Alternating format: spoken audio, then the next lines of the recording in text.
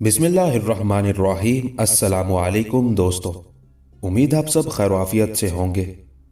सुल्तान Shamsuddin Altamash part 22। जब कज़ल खान अपने खेमे में दाखिल हुआ तो वहां एतमर बड़ी बेचैनी से उसकी मुंतजर थी। जैसे ही वो खेमे में दाखिल हुआ तो एतमर ने उसके दोनों हाथ पकड़कर उसे अपने करीब बिठा लिया। फिर जुस्तजू भरे अंदाज और इंतहाई बेताबी में उसे मुखातिब करके पूछा, सुल्तान ने आपको क्यों तलब किया था? जवाब में सुल्तान के खेमे में होने वाली सारी गुफ्तगू से कज़ल खान ने एतमर को आगाह कर दिया था।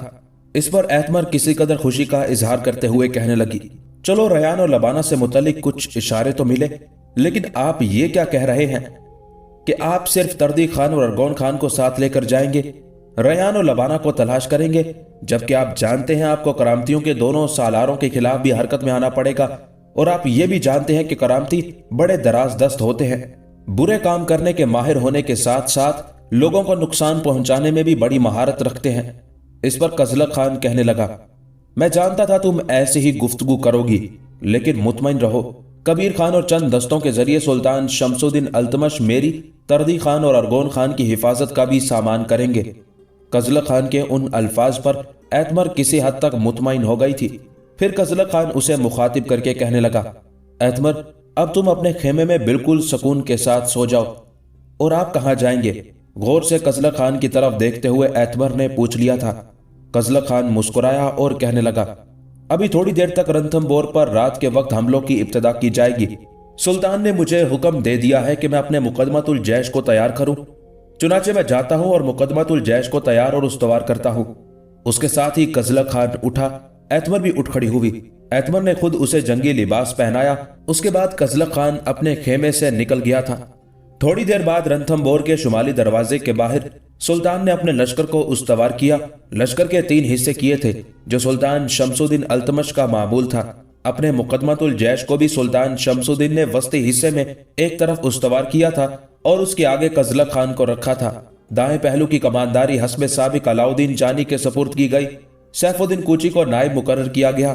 बाएं पहलू की कमानदारी इस बार मोहतरम इज़ुद्दीन के हाथ में थी और कबीर खान उनके नायब की हैसियत से मुकर्रर था, जबकि वस्ती हिस्से में सुल्तान खुद था। सुल्तान के नायब की हैसियत से ख्वाजा मुहज्जब फराइज सर अंजाम दे रहा था, जबकि वस्ती हिस्से के एक पहलू में मुकदमतुल जैश को रखा गया था और उसके सामने कज़ल खान तैयार और मुस्तैद था। उसके बाद एक बैलगाड़ी को आगे लाया गया, जिसके आगे 2 तवाना और ताकतवर बैल जुते हुए थे। पीछे जो लंबा छकड़ा था उसके अंदर लकड़ी का एक मोटा तना नस्ब कर दिया गया था। बैलों के ऊपर लकड़ी का छत्ता सा बना दिया गया था ताकि अगर फसील के ऊपर से उन पर तीर अंदाजी की जाए तो बैलों को कोई नुकसान न पहुंचे। उसके बाद सुल्तान ने अपने सारे सालारों को लश्कर के सामने बुलाया। ये सारी कार्रवाई फसील के ऊपर रंथमबोर के मुहाफिज और सालार भी देख रहे थे। वो परेशान और फिक्रमंद थे कि देखे रात की तारीकी में मुसलमानों का सुल्तान उनके खिलाफ कैसे हरकत में आता है। चुनाचे जब सब सालार सुल्तान के गिर्द जमा हो गए तब सुल्तान ने पहले एक गहरी निगाह उन पर डाली, फिर कहने लगा, लश्कर को हमने उस्तवार कर दिया है। जिस बैलगाड़ी से जरब लगानी है वो भी सामने आ गई है। शुमाली दरवाजे पर जरब लगाई जाएगी और जब जरब लगेगी और दरवाजा टूटने के करीब आएगा या टूटेगा तो 2 तरह का रद्द अमल हो सकता है। पहला ये कि दुश्मन का पूरा लश्कर शुमाली दरवाजे से निकलकर हमारी तरफ बढ़ेगा और हमें अपना हदफ बनाने की कोशिश करेगा। ऐसी सूरत में मैं सामने की तरफ से लश्कर को रोकूंगा। कज़ल खान भी मेरे हमरा होगा। अलाउद्दीन जानी और सैफुद्दीन दोनों उनके बाएं पहलू पर हमलावर हो जाएंगे, जबकि इज़ुद्दीन और कबीर खान दाएं पहलू पर जरब लगाएंगे। इस तरह किले के अंदर से दुश्मन का जो लश्कर निकलेगा उस पर सामने की तरफ से मैं, एक तरफ से अलाउद्दीन जानी और सैफुद्दीन और दूसरी तरफ से इज़ुद्दीन और कबीर खान जब हमलावर होंगे तो मुझे उम्मीद है वो लश्कर हमारे सामने ज्यादा देर तक ठहर नहीं सकेगा, वापिस लौटकर शहर में महसूर होने की कोशिश करेगा। ऐसी सूरत में हम पूरी ताकत और कुव्वत के साथ ताक़ुब करते हुए पूरे लश्कर के साथ शहर में दाखिल हो जाएंगे और शहर में जो कोई भी हथियार उठाएगा उसका किला कुमा करके रंथमबोर पर कब्जा कर लिया जाएगा। यह दुश्मन की तरफ से पहला रद्द अमल होगा। और एक दूसरा रद्द अमल दूसरी सूरत में भी हमारे सामने आ सकता है, जो कुछ इस तरह होगा कि जब शुमाली दरवाजे को तोड़ देंगे तो मुमकिन है एक लश्कर शुमाली दरवाजे से निकलकर हम पर हमलावर हो और 2 मजीद लश्कर एक मगरबी दरवाजे से और दूसरा मशरकी दरवाजे से निकले और हमारे पहलुओं पर आकर हमलावर होने की कोशिश करें। ایسی صورت میں جو لشکر سامنے کی طرف سے یعنی شمالی دروازے سے نکلے گا اس سے صرف میں اور قزلق خان نمٹیں گے، باقی دونوں دروازوں سے جو لشکر نکلیں گے ان سے اپنی اپنی سمت پر علاؤدین جانی، سیف الدین، عز الدین اور کبیر خان نمٹ لیں گے۔ میرے خیال میں اس طرح ہم بڑی آسانی سے دشمن کے دوسرے رد عمل کو بھی ناکام بناتے ہوئے شہر میں داخل ہونے میں کامیاب ہو جائیں گے۔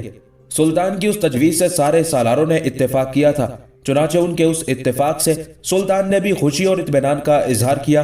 اس کے بعد سلطان کے حکم پر سارے سالار اپنے اپنے حصے کے سامنے استوار ہو گئے۔ اس کے بعد لشکر کا ایک مخصوص حصہ حرکت میں آیا، اس بیل گاڑی کی طرف بڑھا جس کے اندر لکڑی کا موٹا تنا نصب کیا گیا تھا۔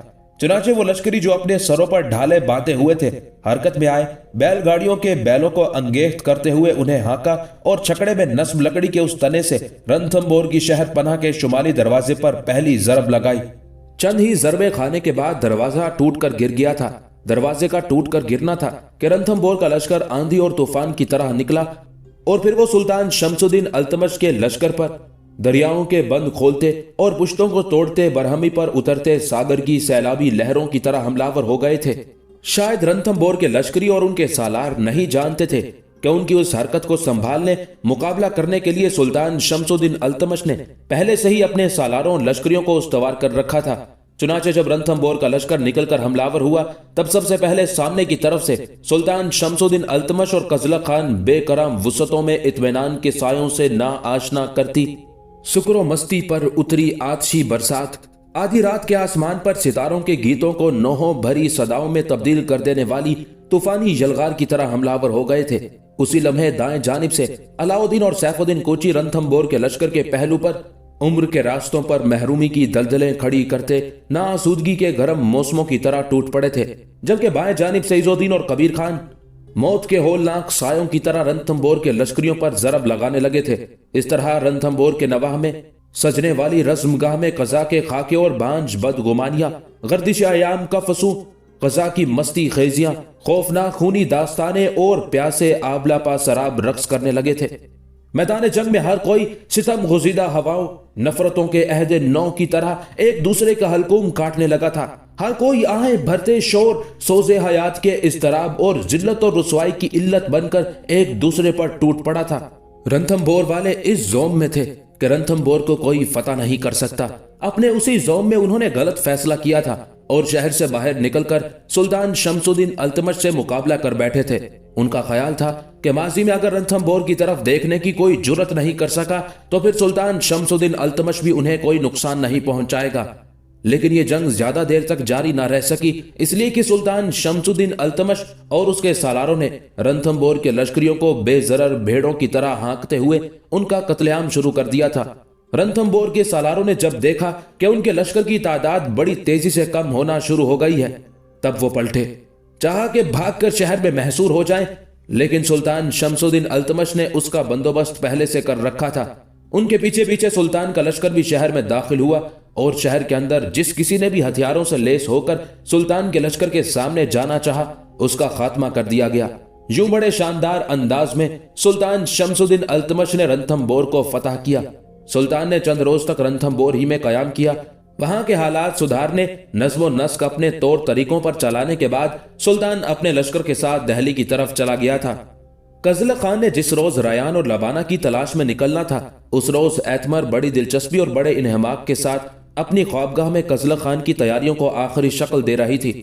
جس وقت قزلق خان کے ساتھ ایتمر ضروری سامان چرمی خرجینوں میں ڈال رہی تھی، دیوان خانے کی طرف سے نیزہ خان کی آواز سنائی تھی۔ وہ قزلق خان اور ایتمر دونوں کو آواز دے کر بلا رہا تھا۔ چنانچہ خرجین میں سامان ڈالتے ڈالتے ایتمر کے ہاتھ رک گئے، پھر وہ اپنے سامنے بیٹھے اور خرجین کا منہ پکڑے قزلق خان کی طرف دیکھتے ہوئے بڑے پیار اور محبت سے کہنے لگی، میرے خیال میں جو تھوڑا بہت سامان رہتا ہے وہ آ کر خرجینوں میں ڈال لیتے ہیں۔ بابا ہم دونوں کو آواز دے رہے ہیں، چلے پہلے دیوان خانے میں چلتے ہیں۔ قزلق خان فوراً اٹھ کھڑا ہوا، ایتمر کے ہاتھ سے خرجین لے کر اس نے ایک طرف رکھ دی اور دونوں میاں بیوی آگے پیچھے اپنی خوابگاہ سے نکلے۔ جب وہ دیوان خانے میں آئے تو دیوان خانے میں جہاں اس سے پہلے نیزہ خان، کراتیس اور باربد بیٹھے گفتگو کر رہے تھے وہاں اب جمال الدین اسما اور ان کا بیٹا قدر خان بھی بیٹھا ہوا تھا۔ قزلق خان جب دیوان خانے میں داخل ہوا تو جمال الدین اور قدر خان باری باری قزلق خان سے گلے لگ کر ملے۔ پھر جب ایتمر اسما سے ملنے کے بعد اپنی ماں کے پہلو میں بیٹھ گئی تب جمال الدین بڑے پیار اور محبت میں कज़लक़ खान को मुखातिब करके कहने लगा, कज़लक़ खान, तुम्हारी हैसियत हमारे यहाँ बेटे की सी है।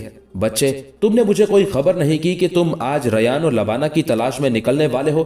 वो तो कदर खान की मुलाकात बारबत से हुई और बारबत ने कदर खान पर इंकशाफ किया कि आज तुम रवाना हो रहे हो। बेटे, हमसे मिले बगैर और हमें बताए बगैर ही तुम इस मुहिम पर निकल जाने वाले थे। जमालुद्दीन के उन अल्फाज पर कज़लक़ खान संजीदा हो गया था। कहने लगा, आपका कहना अपनी जगह दुरुस्त है। मैं वाकई आप लोगों को बताए और आपसे मिले बगैर ही कूच करना चाहता था। इसकी कई वजूहात हैं। जो हालत आजकल आप लोगों की है वो कम अज कम मेरे लिए नाकाबिले बर्दाश्त है। दूसरे ये कि जिस मुहिम पर मैं निकल रहा हूं, मैंने ये सोच रखा था कि जब मैं रयान और लबाना दोनों को तलाश करके आपके पास लाऊंगा तो फिर जिस कदर शिकवे, जिस कदर गिले आपको मुझसे होंगे वो सब धुल जाएंगे। इस बिना पर मैं चाहता था कि कुछ काम करके आपके सामने आऊं जिससे आपकी कुछ तसल्ली और तशफ़ी हो। कज़लक़ खान जब खामोश हुआ तो इस बार फिक्रमंदी का इजहार करते हुए जमालुद्दीन की बीवी अस्मा बोल उठी थी। बेटे, कदर खान कह रहा था कि तुम अपने सिर्फ 2 साथियों तर्दी खान और अरगोन खान के साथ रयान और लबाना की तलाश में दहली से कूच कर रहे हो। ताहम मुझे या मेरे शोहर को यह नहीं बताया गया कि तुम किस समत का रुख करोगे। जवाब में कज़लक़ खान कहने लगा, यह सारा मामला राज में रखा गया है। किसी को नहीं पता कि रयान और लबाना को तलाश करने में किस वक्त निकलूंगा और किस समत का रुख करूंगा, और वो कौन सा मकाम है जिसे मैंने रयान और लबाना को तलाश करने के लिए चुना है। ये सारी बातें खास मकसद के तहत राज में रखी गई हैं। जहां तक आपका ये ख्याल है कि मैं सिर्फ अपने 2 साथियों तर्दी खान और अरगोन खान को साथ लेकर इस मुहिम पर निकल रहा हूं, तो बज़ाहिर ऐसा ही है। लेकिन इसके अलावा भी हमारी हिफाजत के लिए सुल्तान शमसुद्दीन अल्तमश ने कुछ इंतजामात किए हैं, और वो बहुत उम्दा इंतजामात हैं। बस एक बार मैं इन लोगों पर गिरफ्त करने में कामयाब हो गया जो रयान और लबाना को उठाकर ले गए हैं, तो फिर इनकी गर्दनें महफूज नहीं रहेंगी। आप लोगों को मेरे खिलाफ ये शिकवा और शिकायत होगी कि रयान और लबाना के इस तरह गुम हो जाने के बाद मैं आपके यहाँ कम ही आया हूँ। दरअसल मैं फिर वही बात दोहराऊंगा कि आप तीनों की हालत कम अज कम मेरे लिए नाकाबिले बर्दाश्त है।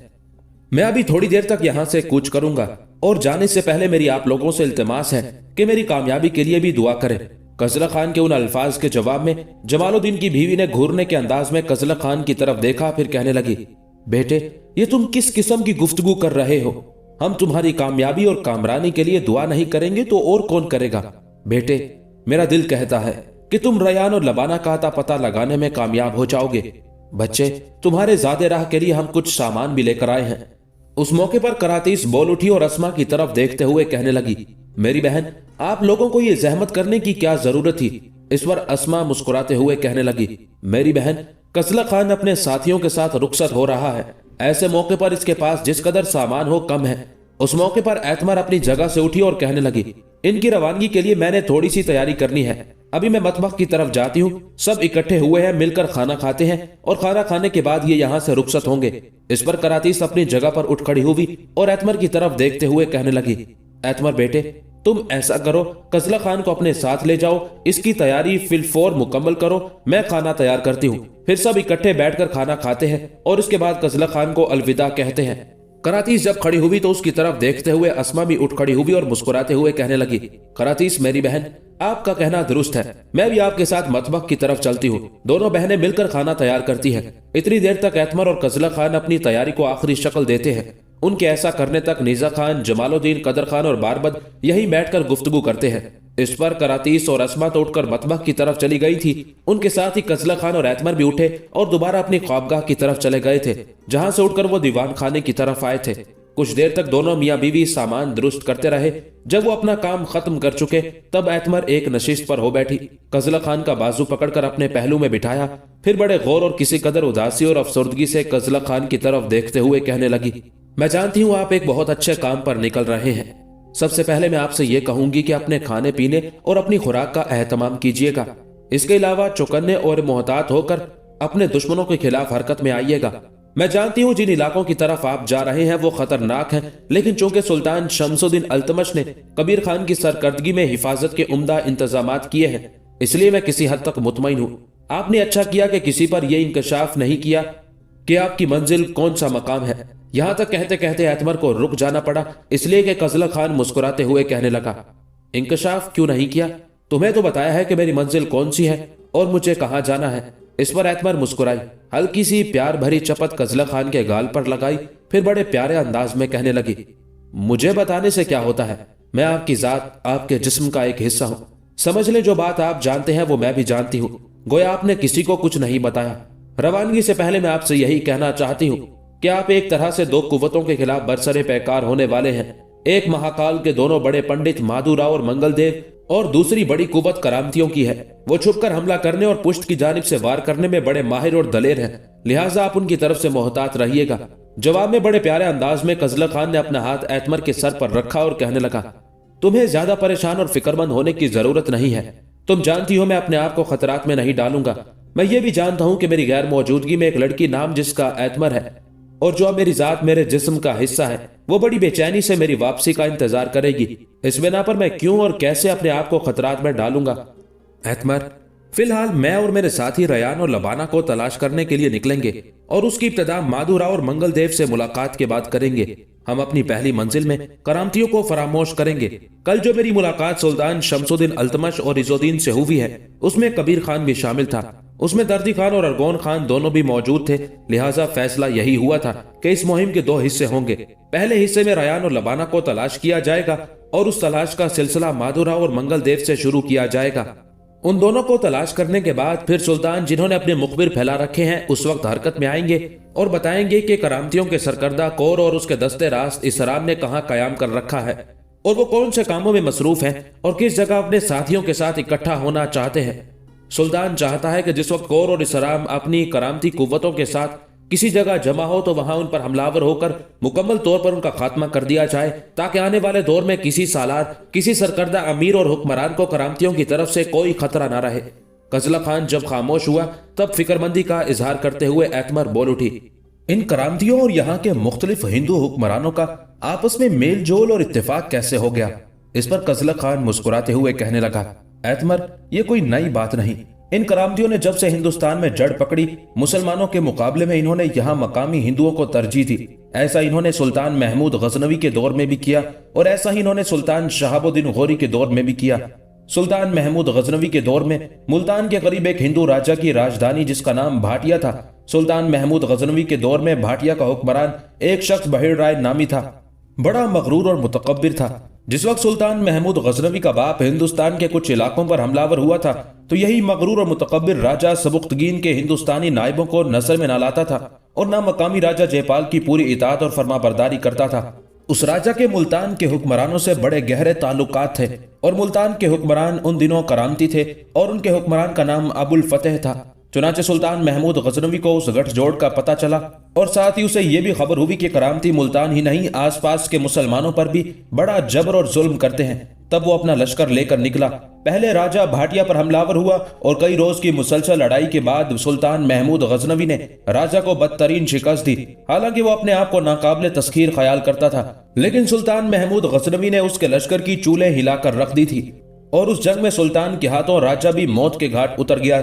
بھاٹیا کے راجہ کا قصہ پاک کرنے کے بعد سلطان محمود غزنوی کرامتی حکمران ابو الفتح کے خلاف حرکت میں آنا چاہتا تھا، جس کے تعلقات مقامی ہندو حکمرانوں سے اچھے تھے اور وہ مسلمانوں پر جبر اور ظلم کرنے میں بڑا ماہر تھا۔ سلطان محمود غزنوی نے ابو الفتح کو اس کی سرکشی اور الحاد پروری کی سزا دینے کے لیے ملتان پر فوج کشی کا ارادہ کیا۔ کرامتی حکمران ابو الفتح کو جب اس کا علم ہوا تو اس نے مقامی راجہ انند پال سے سلطان کے خلاف مدد کی درخواست کی۔ چنانچہ سلطان محمود غزنوی کو جب راجہ انند پال اور کرامتی حکمران ابو الفتح کے اس گٹھ جوڑ کا علم ہوا تو اس نے دونوں کے خلاف حرکت میں آنے کا فیصلہ کر لیا۔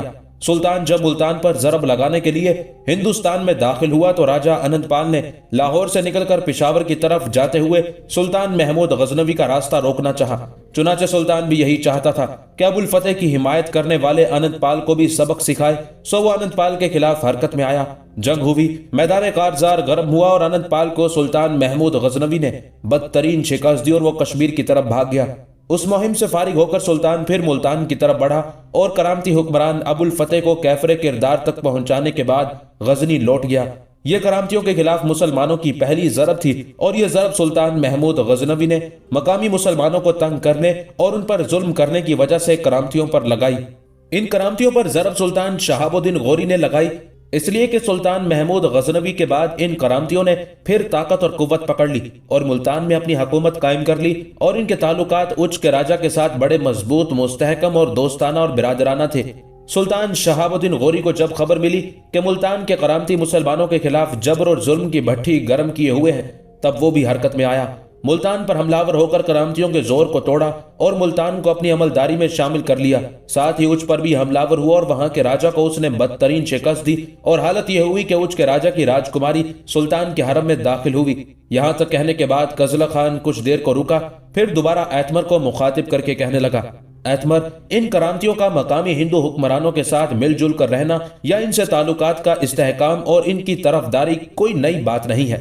इनकी ये कार्रवाइयां और मुसलमानों के खिलाफ इनके जबर और जुल्म और ज्यादतियों की दास्तानें सुल्तान महमूद गजनवी के दौर से भी पहले की है और अब तक जारी और सारी है। तुमने देखा कि चंद ही माह पहले करामती अचानक ताजिरों और मुसाफिरों के भेस में दिल्ली में दाखिल हुए और जुमे के रोज अचानक जामे मस्जिद में घुसकर न सिर्फ नमाज के दौरान नमाजियों को नुकसान पहुंचाया, बल्कि सुल्तान शमसुद्दीन अल्तमश को भी मौत के घाट उतारना चाहा। ये तो करामतियों की बदकिस्मती थी कि वो नमाजियों के ही हाथों मारे गए। यही वो करामती हैं जिनके हाथों सुल्तान शहाबुद्दीन शहीद हुआ और अब यही करामती हैं जो हिंदुस्तान में सुल्तान शमसुद्दीन अल्तमश की हुकूमत को गिराने के दर पे हैं। गोया ये लोग शुरू से मुसलमानों के खिलाफ कार्रवाइयों में मसरूफ हैं और नहीं चाहते कि हिंदुस्तान में मुसलमानों की हुकूमत मजबूत और मुस्तहकम हो। एतमर, फिलहाल सुल्तान ने फैसला किया है कि करामतियों को मौका दिया जाए कि वो अपने दोनों सरबराहों यानी कौर और इसराम की सरकर्दगी में कहीं जमा हो। जो ही ये कहीं जमा होंगे, सुल्तान के मुखबिर इतला करेंगे और फिर उनके इज्तिमा पर ऐसी इज्तिमाई कार्रवाई की जाएगी कि करामतियों की ताकत और कुव्वत को बेजरर बनाकर रख दिया जाएगा। इस वक्त मेरी रवानगी का मकसद सिर्फ रयान और लबाना को तलाश करना है, लिहाजा तुम फिक्रमंद ना हो। इस मुहिम के दौरान मैं किसी करामती के खिलाफ हरकत में नहीं आऊंगा। जब तक कजला खान और एतमर दोनों मियाँ बीवी अपनी ख्वाबगाह में अपनी तैयारियां करते रहे और गुफ्तगू भी करते रहे, तब तक करातीस और अस्मा दोनों ने मिलकर खाना तैयार होने की इत्तला दी। तब एतमर और कजला खान निकले, सबके साथ मिलकर उन्होंने खाना खाया। उसके बाद सबने कजला खान को अलविदा कहा। हवेली से निकलकर कजला खान मुस्तकर की तरफ गया था। वहां कबीर खान से मिलने के बाद उसने तर्दी खान और अरगोन खान को साथ लिया। उसके बाद वो अपनी मुहिम पर रवाना हो गया था।